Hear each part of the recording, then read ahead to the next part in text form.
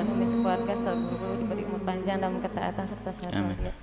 Begini Bu ya, membahas yang kemarin tentang tawaduk pada seorang guru.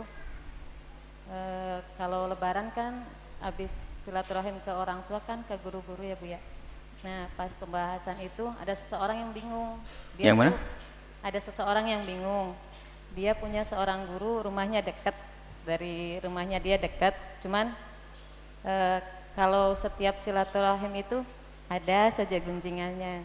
Jadi itu biarpun nanti kalau lebaran gunjingan di rumah guru tersebut? Iya, di rumah gurunya. Jadi sebaiknya gimana Bu ya? Jadi bingung kalau nggak silaturahim, rumahnya juga dekat, terus pernah diomong juga kalau nggak ke situ tuh. Jadi sebaiknya tetap silaturahim atau nggak usah.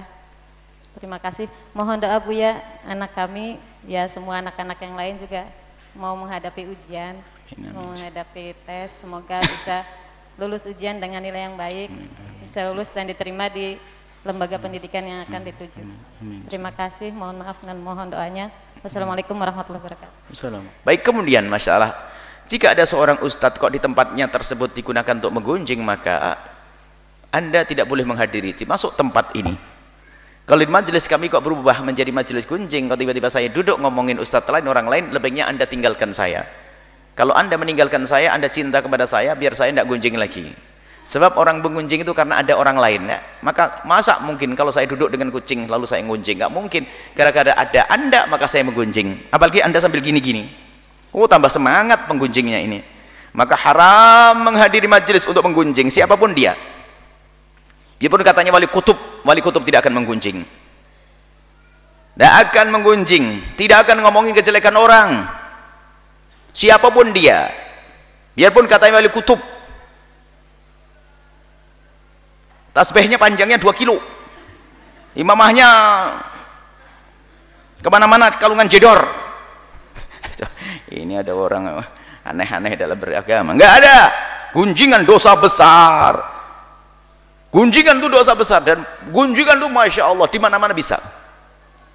Begitu mengerikannya. Di mimbar pun bisa. Tahu enggak Bu yang telun? Oh ngerti Bu, itu sedang gunjing. Telun. Ada gini tak sedang gunjing lah ya. Kalau saya mengisyaratkan pada seseorang, kalau saya dengan gini saya itu sudah mengisyaratkan kepada seseorang, Anda tertawa, senyum, berarti dosa gede. Kami sampaikan, saya tidak bicara tentang majelisnya orang lain. Kalau Anda cinta kami, kok tiba-tiba majelis saya berubah jadi majelis gunjingan, lebih baik Anda ingatkan secepatnya. Kalau saya tidak mau, Anda tinggalkan. Saya tidak ngomong majelisnya orang, nanti dibilang Buya melarang saya dari majelis. Tidak, majelis saya nih. Kalau ternyata di sini ada gunjingan, terus duduk dengan saya kok saya menggunjing, tolong ingatkan saya cepat, kirim surat atau sebagainya. Kalau ternyata saya nggak tobat, tinggalkan biar Anda selamat, saya pun juga akhirnya selamat. Karena apa? Nggak ada jamaah lagi datang, nggak ada teman menggunjing, kan selamat saya. Saya tidak ngomong majelisnya orang supaya Anda tidak pikir kemana-mana nanti. Nah, karena fitnah di antara ustadz juga berbahaya sekali. Menggunjing, naudzubillah, ngomongin, kadang gunjing. Gunjing itu apa? Membicarakan kejelekan yang benar-benar dilakukan.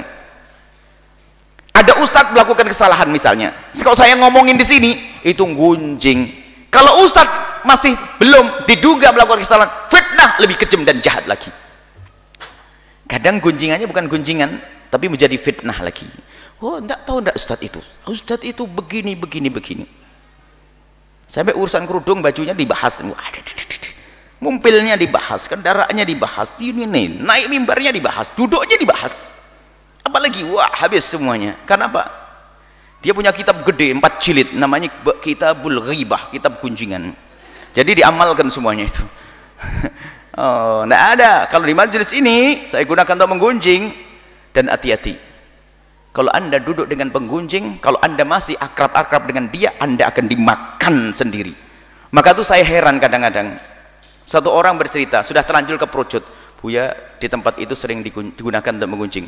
Diam, jangan ceritakan ke saya tidak bicara apa-apa. Ya kok masih kumpul di situ? Masih kumpul di situ, Anda akan dimakan. Anda duduk di situ dapat maksiat, biarpun Anda diem tok, dia ngomong, dia rajin, dia gunjingnya panjang lebar, Anda duduk di hadapannya tok, ternyata dosanya sama. Gara-gara Anda duduk di situ dosanya sama. Kan saya cuman diem. Nah diemmu itu iya, kalau Anda pergi nggak akan gunjing lagi. Coba Anda pergi assalamualaikum, selesai, mikir dia. Anda diam, apalagi yang bicara adalah ustadz. Anda berani berkutik. Bahkan kadang-kadang, oh semangat tambah, na'udzubillah. Ini juga wasiat dari guru-guru mulia, bahwasanya hati-hati, ternyata termasuk maksiat yang sangat halus adalah apa? Gunjingan, khususnya di kalangan orang yang mempunyai ilmu. Sampai Imam Ghazali mengatakan bahwasanya apa? Gunjingan itu kadang ini kalau orang terlena, ulama-ulama Imam Ghazali menggolongkan, makanya gunjingan di kalangan ahli ilmu sangat banyak sampai dikatakan faqihatul fuqaha.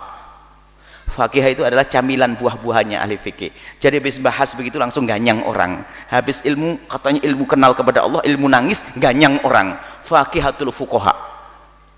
Makanya saya pesan saja, daripada saya repot nanti, saya pesan kepada Anda semuanya, kalau sudah majelis saya jadi majelis penggunjing, segera Anda kirim surat. Kalau Anda takut ngomong, Anda kirim surat yang jelas, pakai tinta merah, biar saya tahu.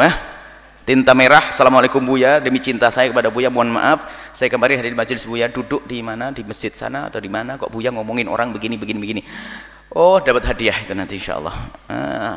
Ini rambu. Kenapa? Kadang sebagian orang merasa sok dia pengen jadi penengah, duduk di sini, duduk di sini, duduk di sini, duduk di sini. Ketahuilah, tanpa sadar hati Anda jadi kotor. Coba Anda duduk di sini, hati Anda ingkar dengan gunjing. Saya baca semuanya. Saya tiap hari cerita tentang Ustadz Fulan, Ustadz Fulan, Ustadz ini. Tahu enggak Ustadz ini? Astagfirullah, la ilaha illallah. Istighfarnya itu bukan untuk mengagungkan Allah. Istighfarnya bukan astagfirullah. Enggak, la ilaha illallah. Gimana Ustadz ada? Subhanallah, kok bisa ya? Wah. Anda dengar pertama, ingkar. Dengar dua, mulai dengar ketiga, Anda sudah mulai lihat ini, toleh ustadznya tadi. Akhirnya Anda hadir ke majelis ustadz tersebut, akhirnya mulai koreksi. Akhirnya apa? Bener kata Buya itu. Ustadznya nggak bener nih kayaknya. Sudah mulai mengiyakan. Akhirnya Anda hadir majelis gunjingan kita yang berikutnya. Iya betul. Nah, sudah ahli neraka semuanya. Jangan jadikan saya ahli neraka, ya. Makanya saya sudah nggak senang kalau ada orang bertanya, Buya gimana Buya tentang ustadz yang begini-begini. Ini ngajari saya gunjing, saya tidak kenal dia, tidak pernah ketemu dengan dia, tidak bisa bertanya langsung dengan dia. Kalau saya ngomong salah pun minta maafnya susah, repot. Baik, ini saja ya, insya Allah. Hati-hati dengan majelis gunjingan, tidak boleh datang, haram mendatanginya, selesai. Oh, ziarah silaturahmi biar engkau selamat. Jadi Anda bisa mengintip bagaimana agar bebas daripada gunjingan. Anda lagi sepi, assalamualaikum, salaman, langsung pergi, assalamualaikum, boleh begitu. Tapi kalau sudah penggunjing, ngapain Anda berguru dengan orang penggunjing? Makanya ini masalah sekali. Dan kadang na'udzubillah, tidak dirasa, halus sekali. Gunjingan itu halus sehingga tidak dirasa, tiba-tiba kita masuk dalam lautan gunjingan tanpa dirasa. Bahkan seandainya, bahkan kadang membaca hadis gunjingan pun orang nggak sadar kalau dianya penggunjing. Alhamdulillah ya, semoga Allah menjauhkan kita dari menggunjing.